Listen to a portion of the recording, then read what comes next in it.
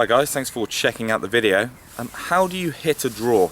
Obviously a question I'm asked a lot when I'm coaching, and what I find is most people have the general concept, and that's being, to put things simple, getting the face pointing at the target and then getting the feet pointing right. So that's kind of the common response I will get, and that is correct in the sense it will create the spin. So you'll get a ball moving from right to left. So it's not 100% wrong, but what I've just described there, the ball won't finish on the target. And the reason being is if you set your body up to the right, the ball will not start where that body is pointing. So if I aim my body 30 yards right, the ball will not start 30 yards right of the target. And the reason being is that the ball will start a lot closer to where the face is pointing than where the body is pointing. With an iron it's probably looking at sort of 70-75%. With a driver it's even slightly more. So going back to what I just described, if you've got the face pointing at the target and your body pointing right, although you might get the amount of curvature that you're expecting, the ball will actually start a lot straighter, and as a result will overturn and still be turned as it passes the target, so you will finish left of target. So for that reason you need your face slightly open to the target. But when I say open to the target, so pointing to the right of the target, it still needs to be closed to the body. So it's the being close to the body is what creates the spin, but being slightly open to the target is what allows the ball to finish where we want, where it allows the ball to finish on the target.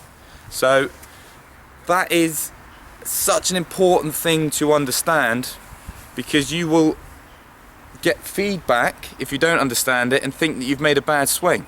If you set this face on the target, you'll make a swing, hit a nice draw, but the ball will finish left and you'll go, oh, I pulled it. Maybe I've come over the top.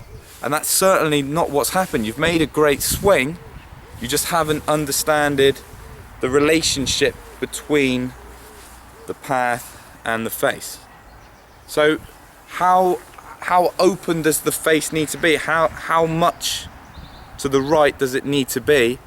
And again, that's not generic. It will depend on how far you're swinging to the right. If you're really heavily swinging to the right, this face will need to point further right to actually make sure that that curvature starts far enough right to bend back and finish on target. It can also be dependent on what club you're using. If you think about, if you were to try and hit a big draw with a wedge, unless you're Bubba Watson, you'll find it's very difficult to get a lot of curvature in a wedge. When you start taking loft off, when you start using your longer irons, or even get into like 5 wood, a hybrid, a 3 wood, it actually becomes easier to turn those. And it's because the more loft you have, the harder it is to split the angle between the path and where it's traveling. So where it's traveling, and I mean, we can talk about backspin and stuff, and it kind of swamps the amount of side spin you can get, so you don't get it. It's slightly more complicated than that, but if you think of it in practical terms, think about when you've actually hit shots, very hard to get a lot of turn when you've got a lot of loft. So when you've got a club that you can turn a lot, the relationship means that you will need to get this face pointing a little more to the right. So let's give it a go and see if I can achieve what I've just explained. So I'm going to aim at, there's a 200 disc in the distance. So there's actually a tree in the background. So I'm going to aim at the tree because that is slightly right of the target. But then I'm going to make sure I get my body close to the target, and then I'm just going to make a normal swing. Doing that's worked out fantastically. I've surprised myself, but it certainly started right, but it was working its way back to the target, but there was never a time in that shot there that I felt like it was going to miss to the left. And in terms of strategy, that's a fantastic position to be in, because if I've got loads of trouble on the left, I know I can play my draw shot. It's going to start safe and then work its way back towards the target, but never flutter or ever look like going into the trouble on the left. So in terms of making game plans, you can improve your golf that way. So that's how I play it. Do I change anything in my swing?